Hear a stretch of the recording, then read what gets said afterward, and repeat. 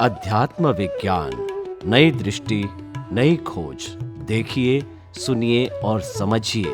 अध्यात्म विज्ञानी पूज्य स्वामी श्री कमलेशानंद जी के निर्देशन में सनातन सत्य का अनुसंधान कर जीवन को प्रकाशित करें।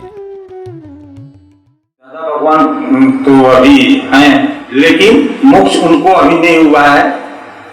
मोक्ष दिलाने के लिए मेरा जो जिज्ञासा था मैं आपके सामने प्रकट किया हूँ कि मेरे को भी कुछ समाधान हो जाए कि ये बात कहाँ तक सत्य है और असत्य है। नहीं, वो है और मोक्ष में नहीं है, नहीं गए, वो हम बता सकते हैं, मगर वो कहाँ है और वो क्या करते हैं वो हम नहीं बता सकते। आप समझे जी? आप समझे जी। उन्होंने खुद ने भी कहा है कि मेरा अंतिम अवतार नहीं हूँ, अभी तो बहुत कुछ अवतार मेरा बाकी है। आप समझे? और कई बार ये भी कहा है कि हम आप सबको लेकर जाएंगे। तो ये बताया है उन्होंने, तो इसीलिए हम उसकी बातों के ऊपर कोई संशय करना नहीं चाहते हैं। आप समझे? हाँ, देखो, आपने जब भी आपने मतलब आपकी बात नहीं करता, जो भी लोग यहाँ आए और जो भी लोग कई धर्म गुरु संप्रदाय से जुड़े हुए हैं, इसमें यहाँ दादा भगवान के पंथ वाले भी बहुत होंगे। प्रश्न मेरा ये है कि आप किससे जुड़े हैं वो इम्पोर्टेंट बात नहीं है, मगर आप सबको एक बात तो मालूम होगी ही या तो होनी ही चाहिए कि ये विज्ञान की सोच और समझ, जब से ये विज्ञान सुना तब से मालूम हुआ, पहले विज्ञान शब्द की सोच नहीं थी, सिर्फ क्रिया को ही हम पुरुषार्थ मानते थे। कोई भी क्या बताया?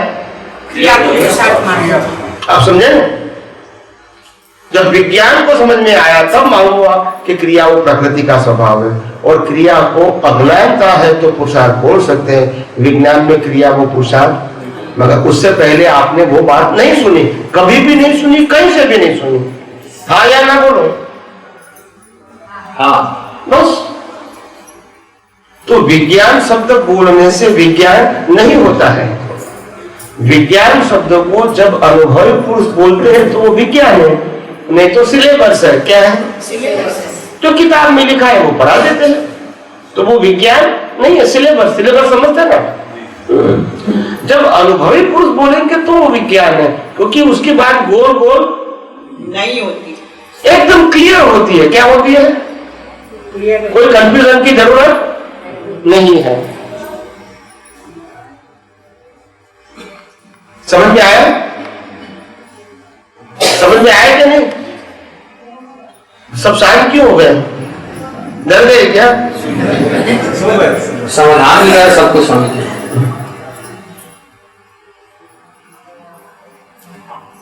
और किसी को प्रश्न करना है तो करें। स्वामी जी, फिर तो चरण विधि भी क्रिया में ही आ गई। बोलिए। जय सच्चिदानंद। जय सच्चिदानंद। स्वामी जी, हमारे समाज में अभी एक ये जगह जगह बहुत ज्यादा प्रचलित है कि किसी मनुष्य के अंदर क्या देवी देवता प्रवेश कर सकते हैं, समाधान देते हैं। कितना सत्य है ये? जिसको मानना है इसके लिए सत्य है, वास्तविक सत्य नहीं है, मगर जिसको मानना है तो मना कैसे कर सकते हैं? ये बहुत ही जगह में समाज में बहुत ज्यादा जोरों शोरों से है, समझो। जितनी अंधश्रद्धा ज्यादा, इतना उसका प्रचलन ज्यादा। समझ में आ गया? जी। बस इसमें हम क्या कर सकते हैं? मियाँ बीबी राजी तो क्या करेगा? वो कहता है मेरे को माता जी आती है और आपको स्वीकार करना है, तो मैं क्या करूंगा? बोलिए, बात वही है ना। आपको स्वीकार करना है, वो कहता है आती है, आपको स्वीकार करना, मैं क्या कर सकता हूँ? नहीं, तो उसमें कितना विश्वास करना चाहिए? मैंने कहा नहीं कि वो सनातन सत्य नहीं है, वो हमारी मान्यता हो सकती है। क्या हो सकती है?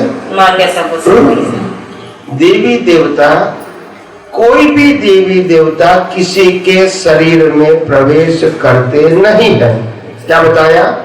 अभी मैं सनातन सत्य की बात करता हूँ, कोई व्यक्तिगत देवी देवता की बात नहीं करता हूँ। अभी मैं आपको प्रिंसिपल बताता हूँ, सिद्धांत समझते हैं ना, वो मैं सिद्धांत बताता हूँ, कोई व्यक्तिगत किसी की बात कि दुनिया के कोई भी देवी देवता किसी के शरीर में प्रवेश करता नहीं है।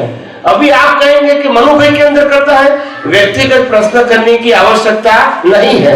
मेरा उत्तर व्यक्तिगत नहीं होता है, मेरा उत्तर होता है कुदरत का कानून क्या है वो मैं बताता हूँ। क्या बताया? जो सबके लिए एक है, तो व्यक्तिगत प्रश्न करने की आवश्यकता फिर आपको सिद्धांत को मानना न मानना आपकी स्वतंत्रता है, इसमें मैं कंपल्सरी बोलता है नहीं हो। तो कोई भी देवी देवता किसी में प्रवेश नहीं कर सकता है। फिर किसमें करता है किसमें नहीं करता है वो मेरा सब्जेक्ट, और कौन मानता है कौन नहीं मानता है वो भी मेरा सब्जेक्ट, वो दोनों की बात है, इसमें सनातन सत्य की बात नहीं है। तो स्वामी जी वो एक दिखावा हो जाता है क्या? वो जो भी कहो नहीं, फिर उन लोग फिर काम ही ऐसा कुछ करते हैं कि बहुत ज्यादा मानने लगते हैं लोग उनको। जितना भय ज्यादा इसकी मान्यता ज्यादा। क्या बताया? जितना भय ज्यादा इतने मानने वाले भी ज्यादा। स्वामी जी जय सच्चिदानंद। देवी देवता किसी के भी शरीर में प्रवेश नहीं करते हैं, उसका साइंस बताइए लोग, क्यों नहीं करते हैं, क्या कारण है? कोई भी देवी देवता हमारे शरीर में प्रवेश क्यों करेगा? ये मल मूत्र वाला शरीर, ये लोई खाना पीना संडास वाला शरीर, इसमें कौन प्रवेश करेगा बॉडी के अंदर? आप तो सोचो जरा, प्रवेश क्यों करेंगे? कोई पवित्र पुरुष है, कोई भी पवित्र पुरुष, तो इनको कोई देवी देवता दर्शन दे सकते हैं, मगर शरीर में प्रवेश नहीं करते। क्यों करेंगे भाई? कभी राम ने कहा मेरे अंदर देवी देवता आते हैं, कभी कृष्ण ने कहा, कभी महावीर ने कहा, तो क्या ये सब उससे बड़े हैं? Use common sense. दुनिया चलती है, चलाने वाला चाहिए। मैंने पहले भी कहा आपका अज्ञानता ज्यादा, इतना लाभ लेने वाला ज्यादा। आप समझे नहीं समझे? वो लोभिया होता है तो दुधारा कभी भिखा नहीं मरता। दुनिया दोनों की चलाते हैं, क्या करेंगे भाई? इसमें हम क्या कर सकते हैं? तो उसने वो तो हमारा विषय नहीं है, हमने तो सच्चाई बता दिया। क्या बता दिया? किसी को मानना है नहीं मानना है वो उनका सब्जेक्ट है।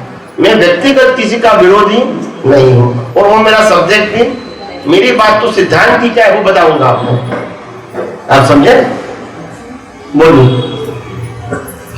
स्वामी जी जैसे कि रामायण में बोलते हैं कि ये मनुष्य जीवन सुर दुर्लभ है, देवताओं के लिए भी दुर्लभ है, वो भी चाहते हैं मनुष्य जीवन मिले करके, और इस जीवन से हम लोग सोचते हैं कि मुक्ति चाहिए। तो ऐसा दोनों में ये क्या है कि वो लोग मनुष्य जीवन चाहते हैं और हम लोग यहाँ से मुक्ति चाहते हैं, तो क्यों ऐसा है? देवी देवता भी मनुष्य भव इसीलिए चाहते हैं कि मनुष्य भव से ही मुक्ति है।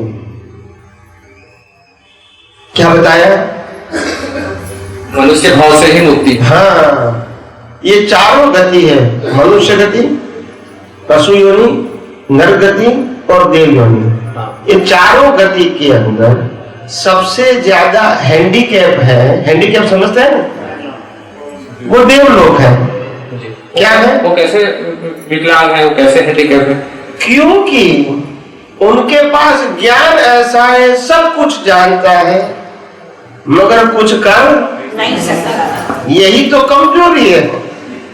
नहीं समझ में आया?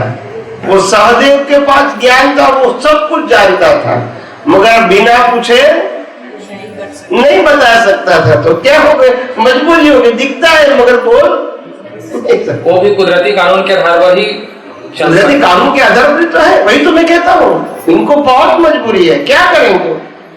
अगर वो कोई देवी देवता, कोई भी समर्थ पुरुष जैसे तीर्थंकर होते हैं, जैसे कोई राम हो, एक कृष्ण है, महावीर है, ऐसे कोई समर्थ पुरुष अभी आज विद्यमान है, तो उनकी प्रत्यक्ष रूप से वहां जाके आरती वगैरह करेंगे सब परिवार देवी देवता, तो उनको पुण्य नहीं मिलेगा। क्योंकि वो ड्यूटी में जाता है। किस में जाता है? और यहाँ हिंदुस्तान में कोई लोग रामकृष्ण महावीर के फोटो की पूजा भी करेगा तो पुण्य बनेगा, क्योंकि उनको पुरुषार्थ करने की क्षमता नहीं है। वो कर्मों के भुगतान के लिए गया है, पाप पुण्य करने के लिए नहीं गया है, पुण्य की भुगतान। वो नया कर्मचार नहीं कर सकते हैं। समझ में आया कि नहीं? तो इसलिए वो जानते हैं फिर भी नहीं कर सकते हैं। जानते हैं फिर भी नहीं कर सकते। हाँ, ये मजबूरी है। आप जानते हैं कि अभी कल ऐसा होने वाला है, मेरे भाई का एक्सीडेंट होने वाला है, आपको दिखता भी है, मगर आप बोलोगे तो ज्ञान चला जाएगा। तो मजबूरी कैसी हो गई? जानते भी है और बोल भी। आप समझे ना? वो उस अवस्था में आओगे तो आपको मालूम होगा इसका मतलब क्या है। आप समझे कि नहीं जी?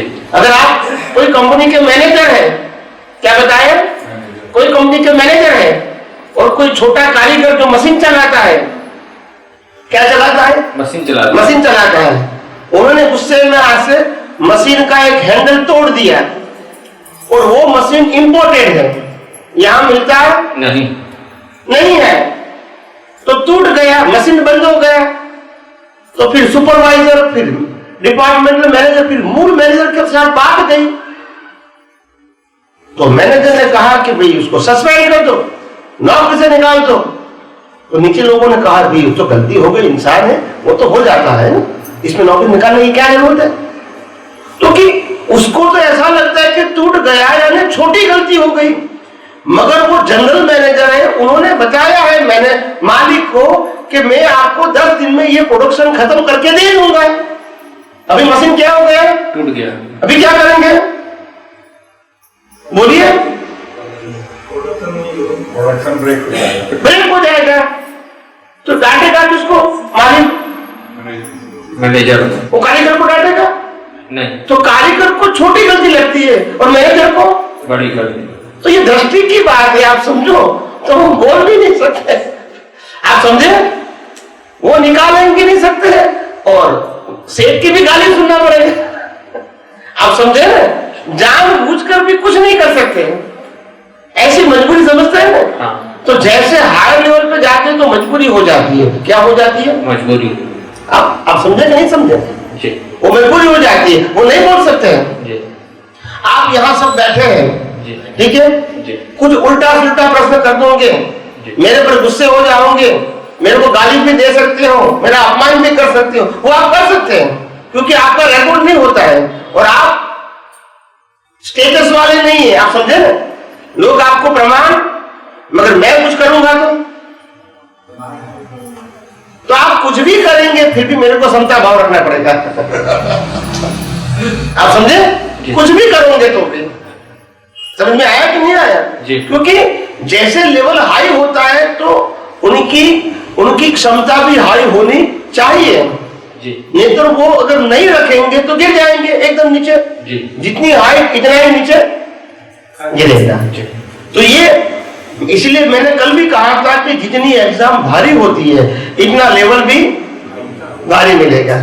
एग्जाम भारी पास होंगे तो स्टेटस भी यही मिलेगा, फिर उसके आगे के एग्जाम होंगे तो स्टेटस और बड़ा मिलेगा, मगर एग्जाम भी इतनी सरल होती नहीं है। आप समझे कि नहीं जी?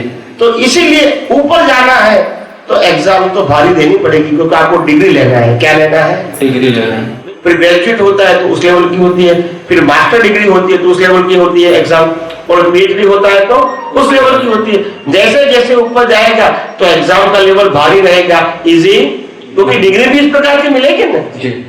आप समझे कि नहीं? ऐसे आध्यात्म मार्ग में भी ऐसा है जी।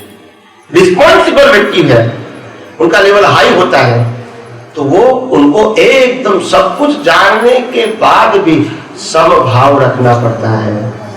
आप गलती करते हैं, गलती को गलती मानते भी है, फिर भी आपको वो अकर्ता भी मानते हैं, कुदरती रचना मानते हैं और अपने आप में संभाव में रहते हैं। आप समझे जी?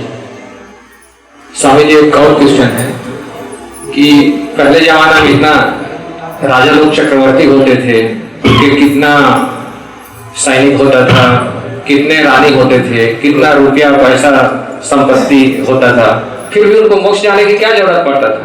क्यों जाते थे मोक्ष? सब कुछ होने को, सब कुछ होने के बाद भी मोक्ष में जाने की तरफ क्यों लगती है? क्योंकि उसको मालूम है ना, ये सब कुछ होते हुए भी कुछ भी नहीं है, क्योंकि आज है और कल। आपका प्रश्न है परम श्रद्धेय स्वामी जी, भगवान या परमात्मा किसे कहेंगे और देवी देवता किसे कहेंगे, हम कैसे जानेंगे? हाँ, पहला प्रश्न है आपका, भगवान या परमात्मा किसे कहेंगे? भगवान या परमात्मा, जो आत्मा है हमारे अंदर, हमारे सबके अंदर है, वो ही परमात्मा है। मगर कब? जब अनुभव होता है तब। अनुभव नहीं होता है तो वो आत्मा है, और अनुभव हो जाने के बाद वो परमात्मा है। तो जिसके अंदर परमात्मा प्रकट हो गए, वो तो बाहर तो दिखता नहीं है, मगर उस व्यक्ति को लोग भगवान कहते हैं। जो व्यक्ति के अंदर भगवान प्रकट, आत्मा प्रकट हो जाता है, तो इसको परमात्मा कहते हैं, और लोग शरीर के रूप में उसको भगवान मानते हैं, क्योंकि परमात्मा तो दिखता नहीं, मगर परमात्मा इस शरीर में प्रकट हो गया, मतलब अनुभव हो गया, सभी प्रकार का अज्ञान खत्म हो गया, और जो परमात्मा की शक्ति थी वो सब क्या हो गई? खुली हो गई उसको।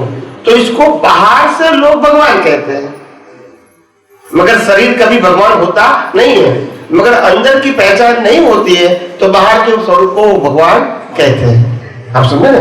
मगर आत्मा ही परमात्मा है, मगर अनुभव होने के बाद।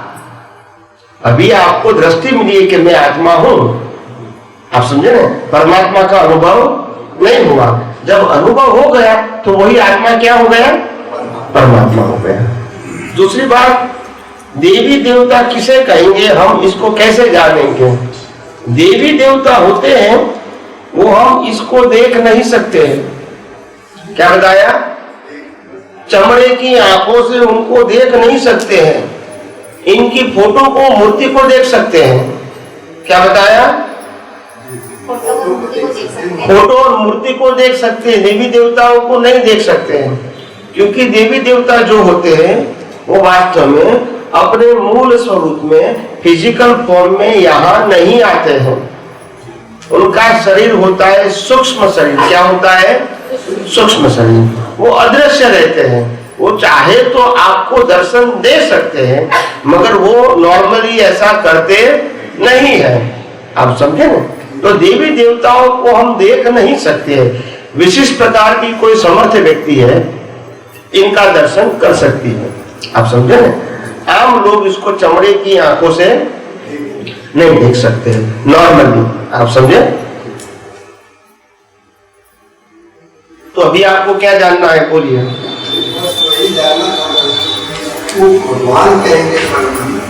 भगवान तो एक रूपक है। क्या है?